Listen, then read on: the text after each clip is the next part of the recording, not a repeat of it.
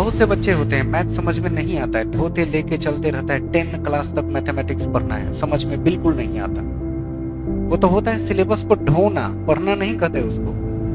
हमारे पास उसके लिए विकल्प होना चाहिए कि चलो तुम्हें मैथ पसंद नहीं है तो तुम ये सब्जेक्ट में से कोई ले लो, कोई क्रिया ले लो, कोई एक्टिविटी में आ जाओ। हमारे पास विकल्पात्मक पाठ्यक्रम नहीं है, एक ही है, और वही सब पे थोप देते हैं कि यही पढ़ना है सबको, और यही रीजन करेक्ट है। अठचर्या पर हम बात कर रहे हैं, कंपल्सरी है, सब देना है। और कोई चीज कंपल्सरी कर दिया जाए तो वो जबरदस्ती जैसा लगता है कि मेरी मर्जी हो चाहे नहीं हो, मुझे पढ़ना ही है। और सबके साथ हुआ है। 10वीं क्लास तक हमारे पास विषयों का कोई च्वाइस नहीं था। वो लिख दिया कि हिस्ट्री, ज्योग्राफी, पॉलिटी तीनों पढ़ना है तो पढ़ते थे, भले ही हमारा इंटरेस्ट साइंस में हो। और जिसको साइंस में इंटरेस्ट नहीं है उसको भी साइंस पढ़ाया जाता है जबरदस्ती। 10th क्लास तक सब पढ़ना है।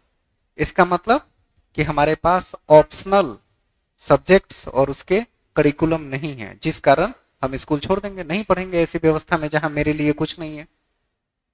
पढ़ाई स्टूडेंट के हिसाब से होनी चाहिए, चाइल्ड सेंटर्ड एजुकेशन है, लेकिन सब कुछ स्कूल के द्वारा थोप दिया जाता है और नाम रखते हैं चाइल्ड सेंटर्ड एजुकेशन।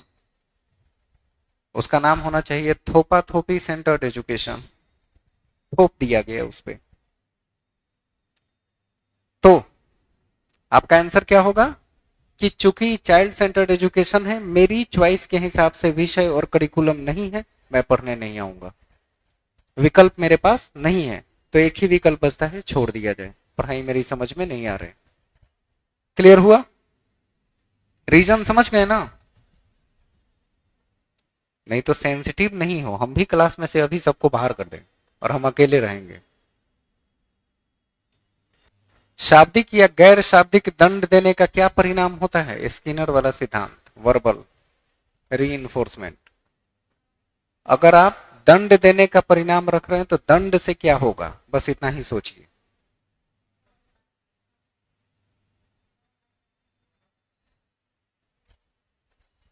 दंड देने से अवधारणा नष्ट हो जाएगी।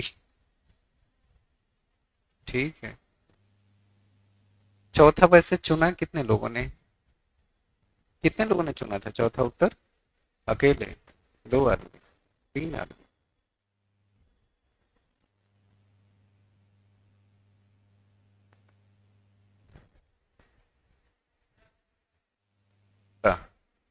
प्रेरणा लग रहा है, यही तो समझना है।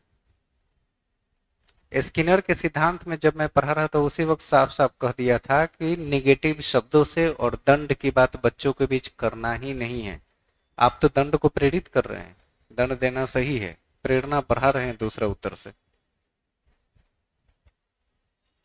बच्चे का कॉन्सेप्ट खराब होगा, चौथा उत्तर बिल्कुल सही है, क्योंकि डर के मारे वो कभी पूछेगा ही नहीं, तो कॉन्सेप्ट बनेगा ही नहीं, कॉन्सेप्ट नष्ट हो गया।